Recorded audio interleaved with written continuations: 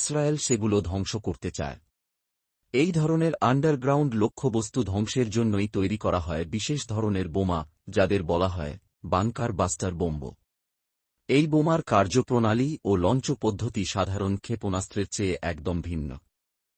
এই bunker buster বোমাগুলোর কাজই হচ্ছে মাটির গভীরে প্রবেশ করে বাংকার ধ্বংস করা। এসব বোমা বিভিন্ন গভীরতার বাংকার ভেদ করে ধ্বংস করতে সক্ষম। এর মধ্যে সবচেয়ে গুরুত্বপূর্ণ হল GBU-57, যেটি মার্কিন যুক্তরাষ্ট্রের তৈরি এবং এটি 60 মিটার পর্যন্ত গভীরে থাকা কংক্রিট স্ট্রাকচার ধ্বংস করতে পারে, যা প্রায় 20 তলা বিল্ডিংয়ের সমান। GBU-57কে বলা হয় পৃথিবীর সবচেয়ে শক্তিশালী বাংকার বাস্টার বোম্ব। এবার এর ইঞ্জিনিয়ারিংটা একটু ভালোভাবে বোঝা যাক। বিশ্বে এমন শক্তিশালী বাংকার বাস্টার কেবল আমেরিকার কাছেই আছে। এই বাংকারগুলো তৈরি হয় রিইনফোর্সড কংক্রিট দিয়ে, যা